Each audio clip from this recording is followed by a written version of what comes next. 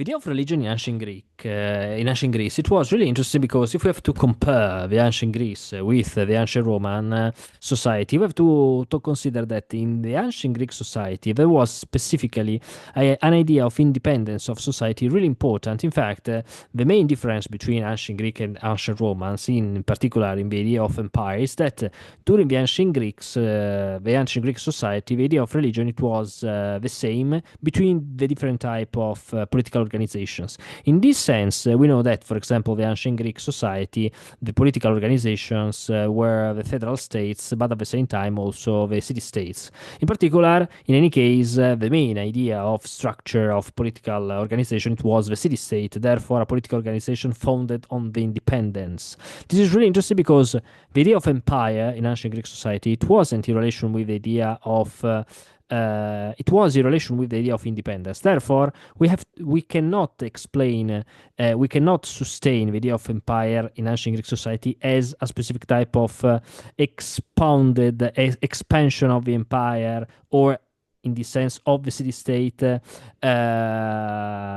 on other type of political organizations. In fact, what the ancient Greek city-state wanted to do in this sense, it was control other territories. Was okay. In fact, we know historically that, for example, during the Peloponnesian War, the Athenian wanted to develop a specific type of empire to impose the taxes on the other political organizations, for example, the Delian League, but at the same time, then also potentially on Sicily to have much more wealth. But at the same time, what is interesting is that the idea of independent culture it was really important for the polis, for the city states. Therefore, in this sense, we know that according to the religion and according to the political theory, the ancient Greek city state it was independent into itself. This is really interesting.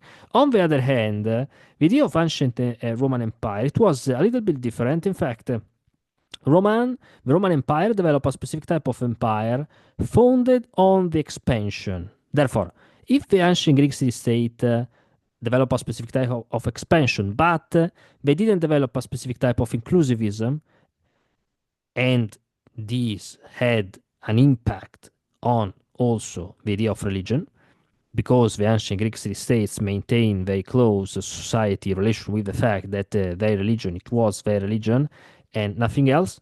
According to the Roman citizens, or according to the Roman city, we have to consider that the empire had its type of religion. But at the same time, the empire developed specifically politics that wanted to consider potentially other religions in relation with the fact during the centuries, in particular after the first centuries of the Republic, develop a specific type of connection with other religions. In fact, the religion of Rome, it was the polytheism in relation with the gods and goddesses really important for Rome. But at the same time, because the citizens of Rome became at the same time, on one hand, the populations of Italy. And after in 212, the population of empire with the Edict of Caracalla, we have to consider that Rome had to develop a specific type of inclusivism that on the one hand consider other type of religions, but on the other hand develop a specific type of romanization to develop a specific type of influence to the other cultures. This is really interesting because if we have to compare the two systems, the Greek system and the Roman system, what is it? The idea? Is it that the Greek system wanted to impose his political power, sometimes or often with force, but technically to impose some taxes to support its city-state. Therefore, the city-state that arrived in a new territory imposed with force his power, and then developed a taxation to have a specific type of wealth from that territory. Therefore, for example, during the Delian League, Athens developed a specific type of power on the other lands with force to had a specific type of wealth with taxation to develop, to build a specific type of new fleet to defend his territory and to attack other territories. and to defend, according to the ideology, the Greeks by the Persians after the First and the Second Persian Wars. At the same time, in any case, Greeks maintained their independence. Therefore, the city-state maintained itself into its independence. And it wasn't inclusive, on the one hand, in political idea, on the other hand, in the religion idea. According to Rome, in this sense, instead, there was a specific type of connection also with other religions, because Rome had to comprehend that if he wanted to maintain the power of its empire, it was important. Yeah, it is interesting to maintain its religion, but at the same time, it was also important develop a specific type of tolerance to the other people of the empire. Therefore, the people of the Roman Empire who wanted to develop a specific type of religion of other cultures had to consider this a possibility, because Rome developed a specific type of tolerance with the other cultures. It's not a case, in fact, that the same Rome developed a specific type of connection with the Oracle of Delphi, with the ancient Greek religion, studying the ancient Greek society and the ancient Greek science.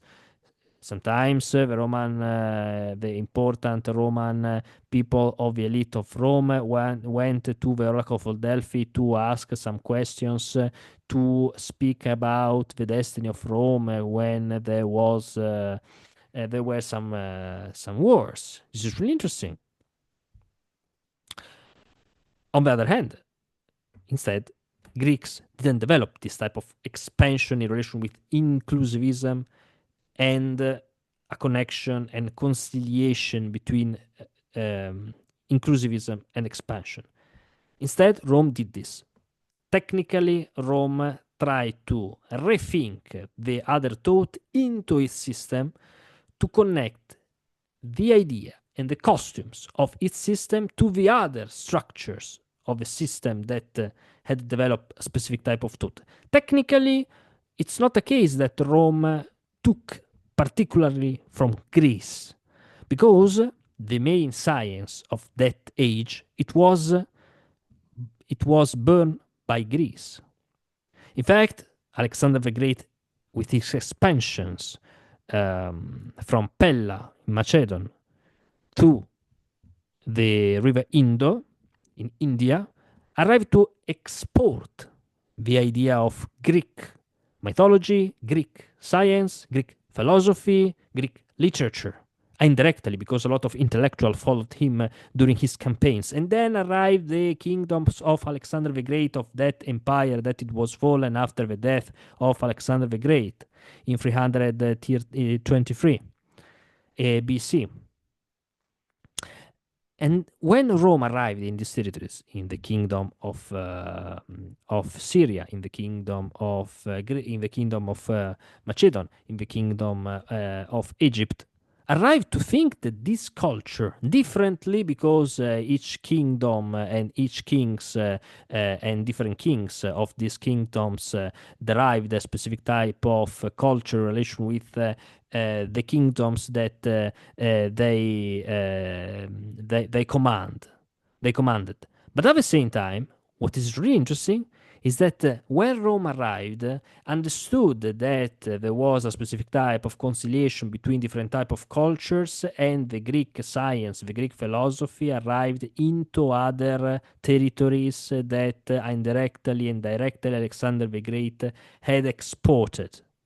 And this is really interesting, because Rome accepted the other traditions, and to create an empire, but particularly to maintain an empire, its empire during the centuries, Rome had to comprehend, to understand that it was important the tolerance of the other cultures. Therefore, the culture of Egypt, in relation with the fact, for example, that already the ancient Greek Macedonian general of Alexander the Great, and kings that govern the kingdom of Egypt after the death of Alexander the Great. After the death of Alexander the Great, maintained the costume of Egyptians because they understood that it was important to maintain the costumes of Egyptians because the revolts could happen if they didn't do this. And this is really interesting because then Rome, according to different type of cultures, accepted the tolerance to limit the conflict in the sense of revolts. If I accept your culture, I dominate you, but I accept that you can maintain your religion, you can maintain your political organization, but at the same time, you have to pay taxes to Rome. In the end of, in this sense, at the beginning of the third century AD, relation with potential citizens of Rome. The provinces that, with the Edict of Caracalla, arrived to connect the idea of citizenships to Rome. Citizenship. In fact, the Edict of Caracalla directly explained that all cultures, out cultures that are not part of the Italian peninsula are part of a Roman citizenship, but at the same time that it means that these cultures had to pay the taxes to Rome because they entered in the idea of the citizenship. And this is also, it was really, really interesting. We know, therefore, how Rome accepted and developed, in this sense, his idea of politics and his idea of religion, maintaining differently in different type of centuries his costume, technically into the idea of tolerance. We know that there were some revolts, obviously, but Rome, in relation with the idea of Pax Romana in particular, had to impose his force when it had to conquer the other territories, and then after this conquest accepted to be tolerance with these cultures in relation with their religion, by politics. And then the Roman citizens arrived to comprehend in their pantheon also other type of religion outside of the Roman idea of religion, in this sense, because the citizenship it was exported outside Rome. Bye.